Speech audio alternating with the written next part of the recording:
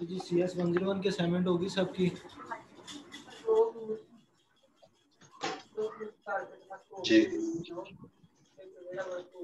किसी का कोई क्वेश्चन है CS 101 की असाइनमेंट के बारे में पहले वो डिस्कस कर लेते हैं, जल्दी जल्दी बताएं।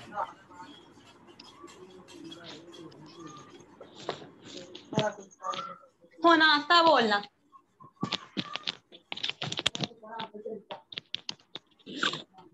अच्छा जी, अगर हम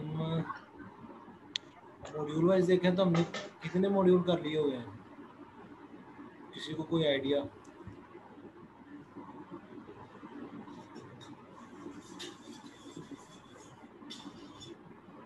मैं आपकी ज़रा हैंडआउट चेक कर लूँ कि हम कहाँ तक पहुँचे हैं और स्पीड कितनी करनी है, क्योंकि आगे आपका फिर 19 तारीख को आपका पेपर है। आपकी डेट शीट ओपन होगी हुई है, चेक किया किसी ने?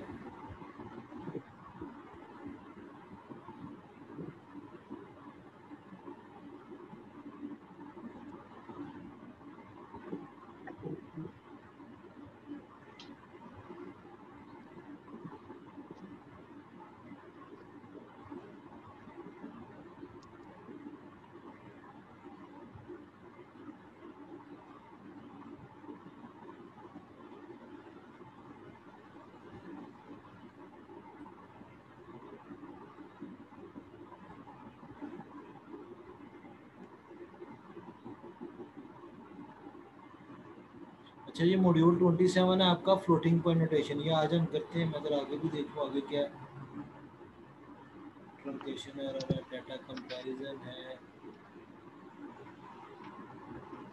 ज़्यादा आपका स्टडी रिलेटेड ही जो आपने खुद पढ़ना है। बाकी इसमें टेक्निकल चीज़ें जो है वो मैं आपको बता देता हूँ। और इम्पोर्टेंट टॉपिक्स भी मैं आज आपको बता दूंगा, जो जो आपके पेपर में आपको टेक्निकल है, जो ज़्यादा इम्पोर्टेंट है।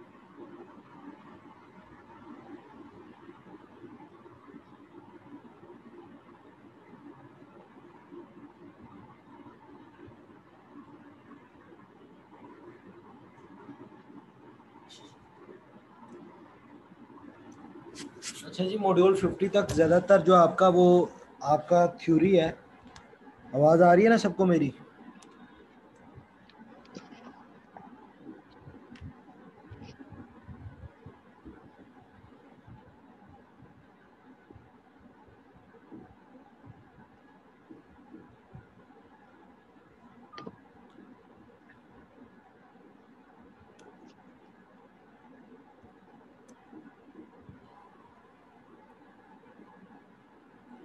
ये एक को हर बार ही मसला होता है, उसकी आवाज़ नहीं होती।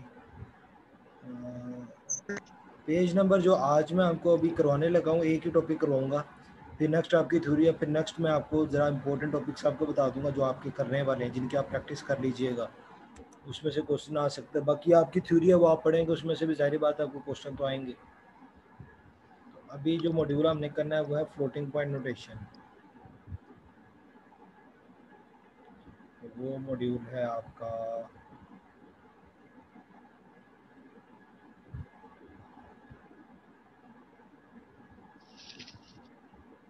Page number 70, module number 27।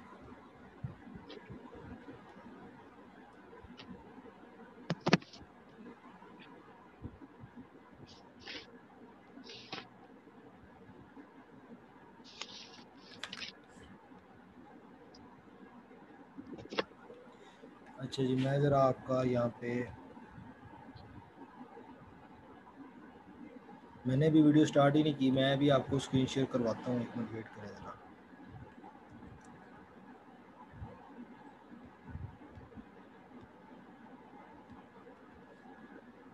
अभी असाइनमेंट के अंदर आपको एक क्वेश्चन आया था जिसको हमने लिखा था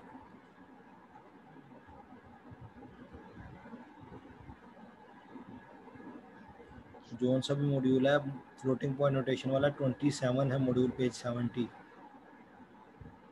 एक्सेस नोटेशन है 26 के ऊपर। ये मैं आपको ये भी करवा दूंगा।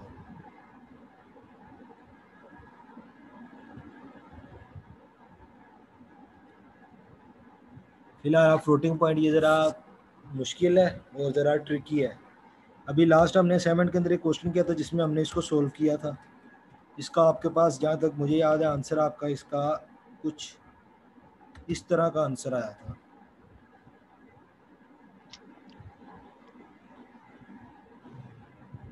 वीडियो स्क्रीन शेयर कर तो दिया मैंने आपको।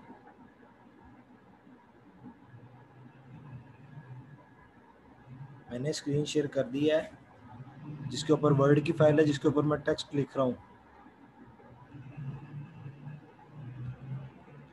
अच्छा जी, अगर आपके पास इस तरह की नोटेशन हो, या सपोज करते हैं हमारे पास एक वैल्यू है 000.1001 या 001, सॉरी यहाँ पे लिखते हैं 001 तो इस नोटेशन को आपने इसका पॉइंट ख़त्म करना होता है, उसको हम कहते हैं फ्लोटिंग पॉइंट नोटेशन, जिसमें हमारे पास पॉइंट नहीं आता। आपने साइंस के अंदर लिखा, ये पढ़ा होगा मैथमेटिक्स के अंदर जब आप क्वेश्चन करते हैं,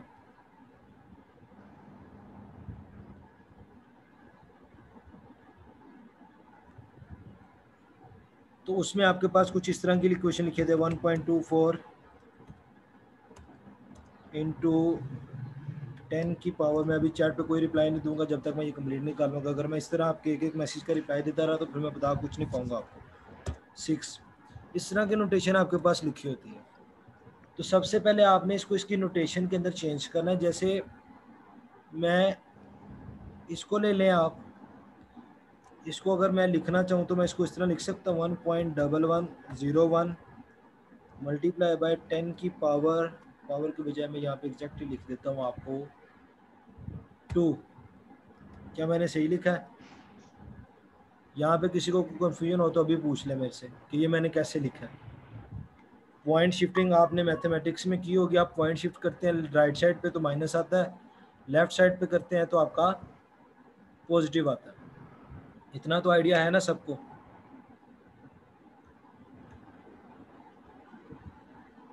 जब क्वेश्चन पूछना हो, मैं जब बता रहा हूँ तो अपना माइक अनम्यूट करके किया कीजिए, चैट पे मत जाया कीजिए। जब मैं कहूँ चैट पे बताएं तो फिर चैट पे बताइएगा। अभी अगर किसी ने क्वेश्चन पूछना है तो अपना माइक अनम्यूट करें और मेरे से क्वेश्चन करें, आपको क्या क्वेश्चन है। अच्छा जी, अगर तो आपको ये समझ नहीं आई तो ये पॉइंट अगर मैं यहाँ पे एक शिफ्ट करता हूँ, इसको मैं 11.101 लिखूँ अगर, तो इसका मतलब है मैंने एक पॉइंट शिफ्ट किया, इसलिए 10 की पावर 1 हो जाता है। अगर यही पॉइंट मैं यहाँ से मज़ीद यहाँ पे शिफ्ट करता हूँ तो इसका मतलब है मैंने 2 डिजिट्स जो है वो पॉइंट अपना मूव किया है। यही अगर मैं राइट साइड की तरफ मूव करता हूँ तो इसमें हमारा नेगेटिव साइन आ जाएगा। ठीक है, एक क्वेश्चन मैं आपको पॉजिटिव में करवा देता हूँ, एक यही मैं आपको नेगेटिव में करवा दूंगा। अच्छा जी, अब यहाँ पर आपके पास एक फार्मूला होता है जिसमें आपके पास एक एक्सपोनेंट होता है,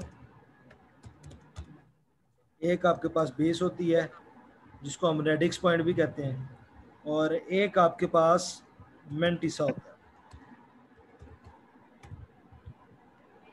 अब आपके पास जो फार्मूला होता है मेंटिसा इनटू बेस की पावर एक्सपोनेंट। ये आप लोगों ने याद रखना है।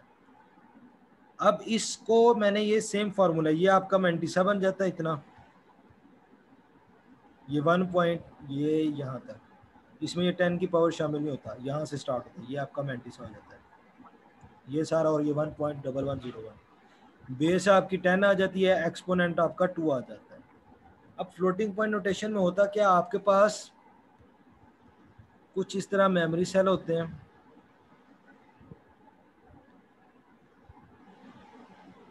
मेमोरी सेल में आपका बिट पैटर्न स्टोर होता है। तो सबसे पहले आपकी साइन बिट आती है जो कि आपकी एक्सपोनेंट के ऊपर लगी होती है। इसके बाद यहाँ पे आपका मेंटिसा का मैग्नीट्यूड आता है, यहाँ पे भी मेंटिसा का मैग्नीट्यूड आता है, यहाँ पे भी मेंटिसा। 4 जो आपके ब्लॉक्स होते हैं इसमें मेंटिसा आता है, सॉरी मेंटिसा आपको यहाँ पे नहीं आता, यहाँ पे आपका मैग्नीट्यूड ऑफ एक्सपोनेंट आता है।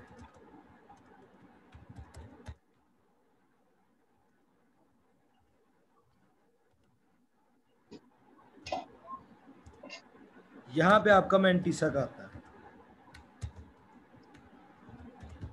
यहाँ पे भी मैंटीसा का मैग्नीट्यूड आएगा और यहाँ पे भी मैंटीसा आएगा। अब ये तो मैंने आपको सिंपल रिप्रेजेंटेशन बता दी है। अब अगर इसको मैं लिखूं तो मैं इसको कैसे लिखूंगा? सबसे पहले तो आपने इसको भी कन्वर्ट करना है, ये जो आपका 2 है इसको बाइनरी में कन्वर्ट करें तो ये आपका 10 बन जाता है। अब अगर मैं इसको बिट पैटर्न के अंदर लेके आऊँ तो आपकी साइन बिट क्योंकि पॉजिटिव है तो आपका साइन बिट एक्सपोनेंट का 0 है। उसके बाद आपके पास जो मैग्नीट्यूड है वो 10 है, इसका मतलब यहाँ पे भी आपके पास 0 है, यहाँ पे भी आपके पास 0 है।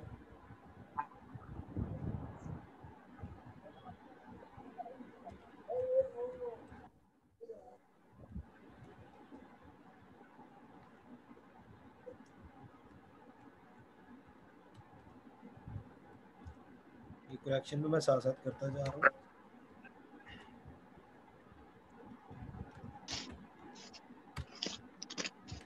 फोर आपके मैंटीसा के, 3 आपके एक्सपोनेंट के, 1 आपका साइन बिट का।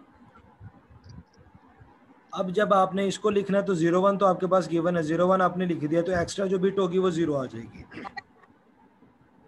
इसके बाद आपने क्या करना है, आपने यहाँ पे ये जो आपके पास बिट्स गिवन है 1101 इनके 4 बिट्स लिख लेने हैं 1101। एक्स्ट्रा बिट अगर इसके पास आपके पास आगे भी हो, जैसे यहाँ पे आप सपोज कर लें फर्दर 0101 है तो आप उसको इग्नोर कर देंगे। अब यहाँ पे 2 क्वेश्चन आपके राइज होते हैं। अगर आपका ये वाला वैल्यू जो है ये भी माइनस में होता, अब हम क्या करेंगे? दूसरा आपका ये क्वेश्चन हो सकता है कि अगर ये जो 1 है ये कहाँ पे गया? ये 2 क्वेश्चन आपके राइज होंगे। तो सबसे पहले आपको पता होगा कि जो बाइनरी है वो 0-1 का नंबर है, इसमें या 0 होगा या 1 होगा, इसमें 2-3 तो हो नहीं सकता। और जो पॉइंट है उससे पहले कोई ना कोई वैल्यू होती है, 0 नहीं होता। इसलिए बाय डिफॉल्ट जो आपका पॉइंट होता है उसके पहले 1 ही आएगा। आप कभी भी इसको ऐसे नहीं लिख सकते 0 पॉइंट। अगर आपने फ्लोटिंग पॉइंट में जाना आप कभी भी इसको 0.10 को सोल्व नहीं करते।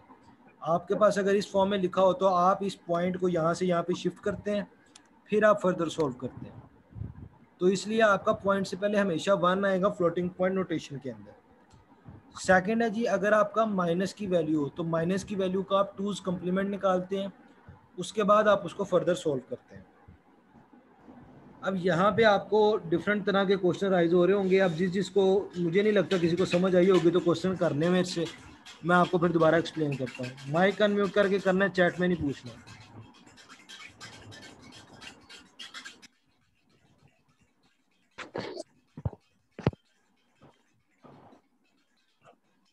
सारों को समझ आ गई है? नहीं सर। तो पूछें, पूछते क्यों नहीं है? आपके पास एक वैल्यू सर एक गिवन दफा है, दोबारा शुरू से एक्सप्लेन कर दें। आपके पास एक वैल्यू गिवन है, जिस तरह आपके पास पॉइंट में वैल्यू होती है इसको हम फ्लोटिंग पॉइंट कहते हैं। बाइनरी के अंदर फ्लोटिंग पॉइंट नोटेशन लिखने का एक और तरीकाकार होता है जिसके अंदर हम पॉइंट को नहीं लिखते, एक बाइनरी वैल्यू पूरी बना के एक बाइट लिख देते हैं। एक बाइट आपकी कंसिस्ट करती है 8 बिट्स के ऊपर, जो कि ये मैंने आपको बना के दिखा दिया, ये आपके 8 बिट्स हैं। अब इस 8 बिट के अंदर सबसे पहले आपके पास साइन बिट होती है जो कि एक्सपोनेंट का साइन होता है। नेक्स्ट 3 जो होते हैं वो आपके एक्सपोनेंट का मैग्नीट्यूड होता है, यानी कि एक्सपोनेंट जो भी आपका है उसकी बाइनरी वैल्यू। देन आपके पास क्या होता है, मैंटीसा वैल्यू होती है। अब ये हमने फाइंड कैसे करनी है? ये आपके पास एक्सपोनेंट है, ये आपके पास बेस है जिसको आप रेडिक्स पॉइंट कह लें, इसको आपने इग्नोर करना होता है, इसको आपने कहीं पे भी लिखना नहीं होता। देन ये आपके पास जो वैल्यू होती है ये वाली, ये आपका मैंटीसा कहलाता है, इसमें ये 1 फर्दर भी इंक्लूडेड है। लिखने का तरीकाकार ये है कि अगर आपका यहाँ पे पॉजिटिव है तो यहाँ पे 0 आ जाएगा, नेगेटिव है तो 1 आ जाएगा, ठीक है। नेक्स्ट आपका यहाँ पे जो भी बाइनरी वैल्यू आएगी, अगर 10 आती है तो आप 01 लिख लें, और ये वाले जो एक्स्ट्रा बिट होगी उसको आप 0 से कंप्लीट कर देंगे। अगर सपोज करें यहाँ पे 10 के बजाय ओनली 1 हो तो हम यहाँ पे 0 कर देंगे, यहाँ पर हम 1 कर देंगे। नेक्स्ट आपने क्या करना है, मेंटिसा की वैल्यू, ये वाले जो फर्स्ट 4 डिजिट्स हैं ये आपने यहाँ पे लिख लेना है। नेक्स्ट डिजिट्स जितने भी हैं आपके, आपने इनको इग्नोर कर देना है। और बाय डिफॉल्ट आपकी वैल्यू किसी ऑथेंटिक नंबर के बाद पॉइंट शुरू होता है, जीरो के बाद पॉइंट शुरू नहीं होता मैथमेटिक्स के अंदर, इसलिए बाय डिफॉल्ट आपका 1 स्टार्ट के अंदर आ जाएगा जब आप उसको रिवर्स करते हैं। अब अगर किसी को समझ नहीं लगी तो वो पूछ सकता है।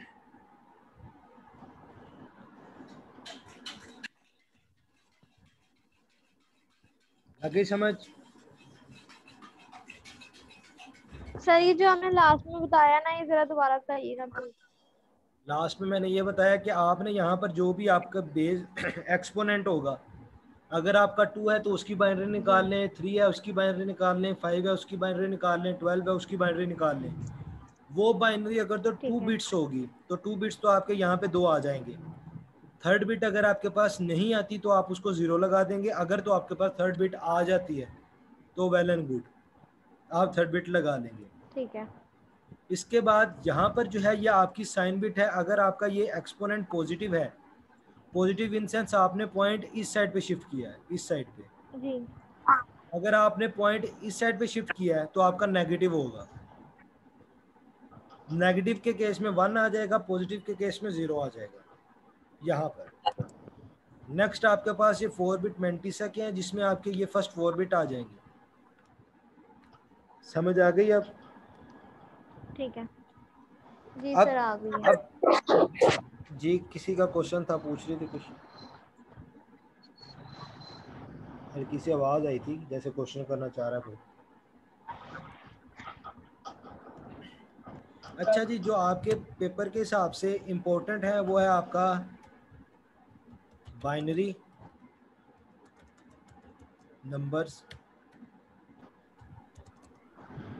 इसके साथ साथ आपको ऑक्टल, डेसिमल और हेक्साडेसिमल की थोड़ी बहुत नॉलेज होनी चाहिए, उसमें से भी कुछ ना कुछ आ सकता है। फोकस आपका बाइनरी होगा, बाइनरी एडिशन, बाइनरी सब्ट्रैक्शन,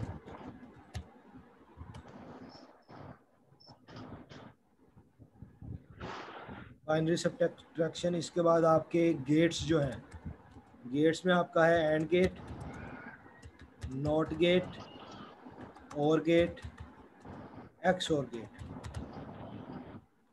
ये जो टॉपिक्स है ना, इसमें से आपको क्वेश्चन आना ही आना है, इसमें से आपको 2 नंबर का आ जाए, 5 का आ जाए, 10 का आ जाए, इसमें से कुछ ना कुछ आपको क्वेश्चन आएगा ही आएगा।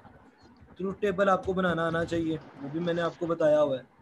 ये आपके वो टॉपिक्स हैं जो आपके लिए बहुत इम्पोर्टेंट है। इसके अलावा जो असाइनमेंट के अंदर आपको आया था डाटा मैनिपुलेशन, उसमें इंस्ट्रक्शन क्रिएशन और इंस्ट्रक्शन फ्लो, या आप इंस्ट्रक्शन आउटपुट भी कह लें, इस चीज़ को वो फोकस कर सकता है। इसके अलावा बाकी जितनी भी चीज़ें हैं वो आपकी थ्योरी हैं, तो थ्योरी में से आपका क्वेश्चन तो आएगा मगर वो थ्योरेटिकल है, वो आपको पढ़ना पड़ेगा। ये वो चीज़ें हैं जो आपके समझ के करने वाली हैं, तो इनको आपने फोकस करना है, इनको आपने समझना है। इनमें से कोई चीज़ ऐसी है जो अभी आपको लगता है आपको नहीं पता तो वो मुझे बता दें, मैं आपको एक्सप्लेन कर देता हूँ।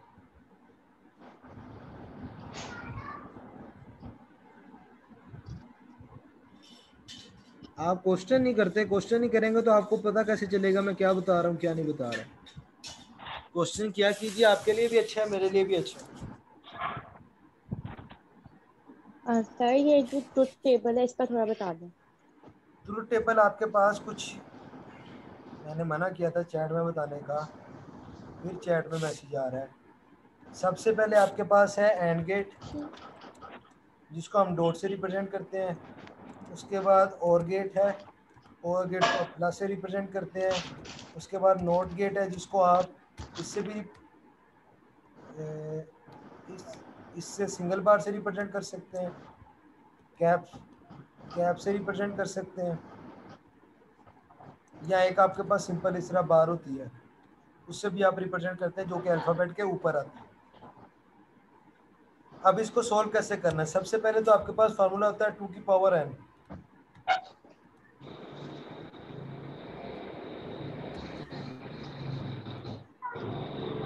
आपके पास जितने भी वेरिएबल गिवन है आपको स्टेटमेंट आ सकती है, ट्रूथ टेबल बनाएं a plus B dot C का, इस तरह लिखा हुआ आ सकता है। मैं अब एक कंबाइन बना लेता हूँ जिसके अंदर मैं आपको ये ने जी सी नोट भी कर दिया, और इसको मैं एक्स और का साइन जो होता है वो प्लस के इर्द गिर्द सर्कल होता है, वो मैं अब लिख नहीं सकता, इसलिए मैं क्या करता हूँ एक्स और सिंपली लिख लेता हूँ। अदरवाइज आपका इस तरह प्लस लगा होगा, इसके गिर्द सर्कल होगा, और मैं कर लेता हूँ इसको ए डॉट सी के साथ। ये आपकी स्टेटमेंट बन जाती है। कहा जाता है जी इसका आप ट्रूथ टेबल बनाएं, तो इसका मैं ट्रूथ टेबल बना के बता रहा हूँ, इसके अंदर आपके तीनों गेट भी एक्सप्लेन हो जाएंगे। ट्रूथ टेबल बनाने के लिए सबसे पहले आपके पास फॉर्मूला 2 की power n is the number of variable. यहाँ पे आप चेक करें आपके पास वेरिएबल कितने हैं, 1 2 3, तो 2 की पावर 3 आपके पास क्या आता है, 8। तो यहाँ पे आप क्या करेंगे, मैं ट्रूथ टेबल बना देता हूँ कुछ ऐसा, यहाँ पे मैं रख लेता हूँ ए बी सी। नेक्स्ट मुझे क्या चाहिए, ए प्लस बी जो कि आपका एंड गेट है।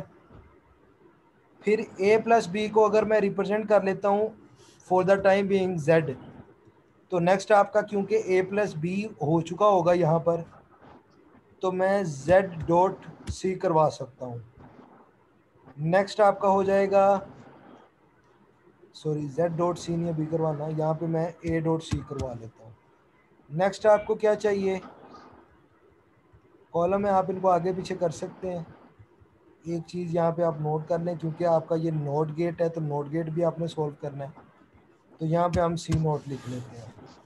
अब ए डॉट सी हो जाएगा आपके पास, जेड डॉट सी नोट हो जाएगा। उसके बाद आपकी जो कंप्लीट इंस्ट्रक्शन है इसका एक फाइनल आंसर यहाँ पे आ जाएगा। ये वाला कॉलम मुझे चाहिए नहीं है तो इसको मैं डिलीट कर लेता हूँ, और अब ज़रा ये आपका सी लिखा जाएगा।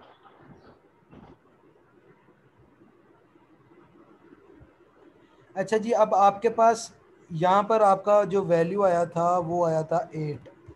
आपने क्या करना है, हाफ ज़ीरो लिख लेने हैं, हाफ 1 लिख लेने हैं।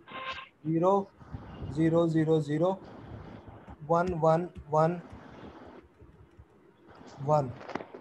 अब नेक्स्ट फर्दर आपने इसको फर्दर डिवाइड करना है, जितने आपके ज़ीरो है ना इनको आप फर्दर डिवाइड कर दें 0 1 के अंदर।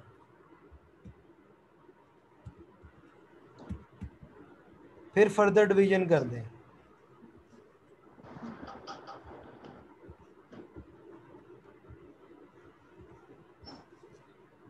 यहाँ तक किसी को समझ नहीं लगी तो बताएं, क्योंकि यहाँ पे अगर आपका कंसेप्ट क्लियर होगा तो आगे जाएंगे। सबको पता सर लग गया आगे। जीरो कैसे आया, जितने डिजिट्स हैं जी इसका सर आ हाफ गई। यहाँ पे आएगा, डबल हाफ यहाँ पे आएगा, फिर फर्दर हाफ यहाँ पे आएगा। अब आपने जी सी नोट फाइंड करना है, सी नोट होता है जी, फिर मुझे चैट आ रही है,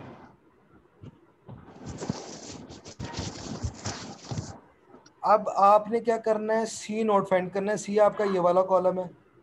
सिंपली सी नोट क्या करता है, आपका रेसिप्रोकल होता है, 0 की जगह 1, 1 की जगह 0।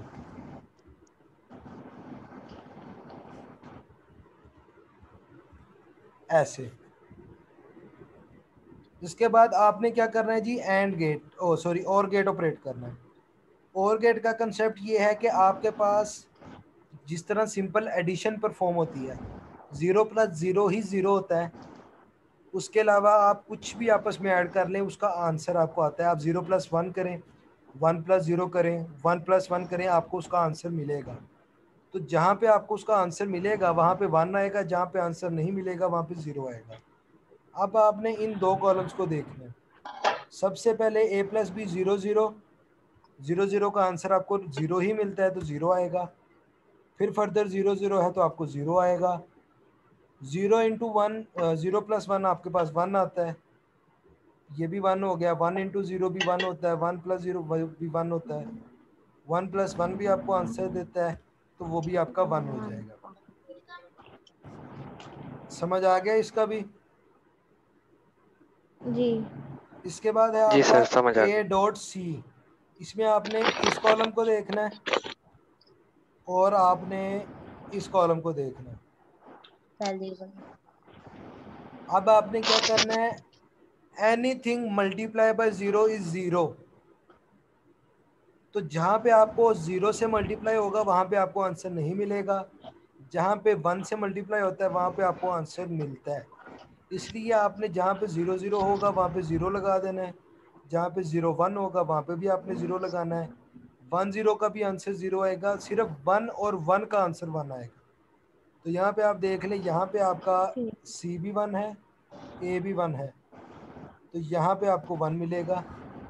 फिर आपका यहाँ पर 1 है, उसके अलावा आपका कहीं पर भी 1 नहीं है। सर 0 0 सर हमने सेकंड लास्ट पे नहीं, अच्छा ठीक है ठीक है। ये सी है आपका, ये आपका ए है। नेक्स्ट अब आपने क्या करना है, z इंटू सी नोट। ये आपका z कॉलम बनाया मैंने, ये आपका सी नोट बनाया है, ये वाला। अब आपने इन दोनों को देखना है, इनको आपस में देखना है। तो इस केस के अंदर आपके पास सिर्फ यहाँ पर 1 बन रहा है, यहाँ पर 1 बन रहा है, बाकी सारा आपका 0 है। ठीक है, जल्दी से नेक्स्ट भी मैं आपको बता देता हूँ। अब आपने क्या करना है, एक आपके पास ये है, एक आपके पास ये है। आपने इसका एक्स और फाइंड करना है। एक्स और आपको सिर्फ उस सूरत में सर 1। जी जी जी। सर ये जो ए डॉट बी लगाया हुआ है, तो इसमें लास्ट में डबल 1 नहीं आता कि 1 0 1 ए सर? डॉट बी तो नहीं लगाया ये हुआ, जो ए डॉट सी है, ए प्लस बी। बी, वो मल्टीपल किया है ए और सी को। जी, सर लास्ट पे यहाँ सेकंड पे लास्ट सी सर नोट है, देखिएगा। ये सी नोट है, ए ये सी नोट सर है। A dot A multiply by C, इसकी बात जी कर रहा हूँ। इसके जी, सेकंड लास्ट में 0 ही आता है। ये देखिए सी में 0 है, यहाँ पे 1 है, यहाँ पे 1 होगा, यहाँ पे 1 होगा, तो आपको आंसर 1 मिलेगा। अब हमने क्या ठीक करना है है, सर। इन दोनों कॉलम का एक्सओर लेना है। तो एक्सओर क्या करता है, आपको उस सूरत में आंसर देता है जब दोनों 0 होंगे तब भी आपको वो 0 दे देगा, दोनों पे आपका 1 होगा तब भी वो आपको 0 दे देगा। उसको किसी एक जगह पे 0 चाहिए, एक जगह पे 1 चाहिए, दोनों जगह पे सेम वैल्यू का वो आंसर आपको एक्सओर नहीं देता।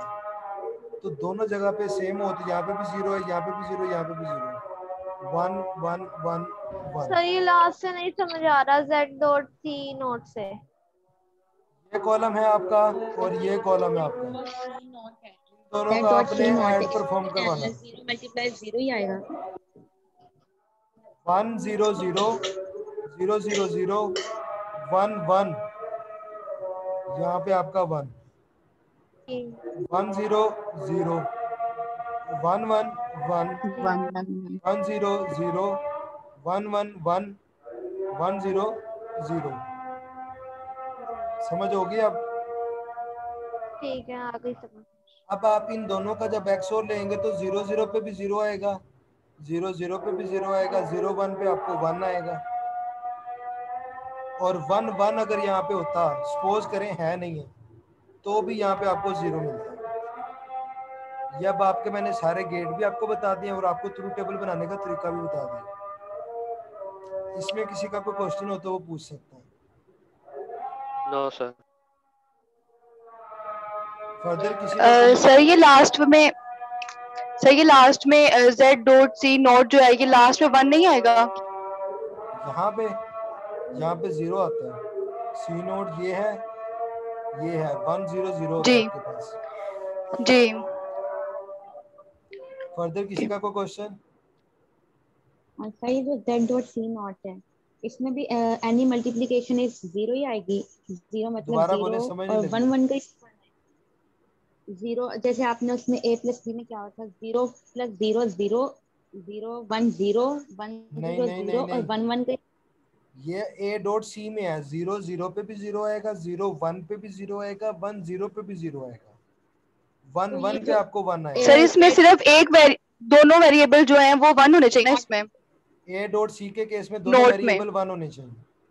जी नोट आपका रेसिप्रोकल होता है। ये नोट है, मैं लिख देता हूँ, ये नोट है, ये एंड है, ये और है। नोट के केस में 0 1 हो जाता है, 1 0 हो जाता है। और के केस के अंदर दोनों वेरिएबल 0 होंगे तो आपको 0 मिलेगा, अदरवाइज आपको 1 मिलेगा। और एंड के केस में दोनों वेरिएबल 1 होंगे तो आपको आंसर मिलेगा, अदरवाइज आपको आंसर नहीं मिलेगा। एक्सओर के केस में आपके पास कोई एक वेरिएबल 1 होगा तो आपको आंसर मिलेगा, दोनों 1 होंगे तब भी आंसर नहीं मिलेगा, दोनों 0 होंगे तब भी आंसर नहीं मिलेगा। ठीक है सर। किसी का भी क्वेश्चन है तो पूछ ले, नहीं तो मैं क्लास एंड कर रहा हूँ। सर आ गई समझ। ठीक है जी, अल्लाह हाफिज। ओके सर, अस्सलाम अल्लाह वालेकुम, हाफिज। फीमा अल्लाह। वालेकुम सलाम।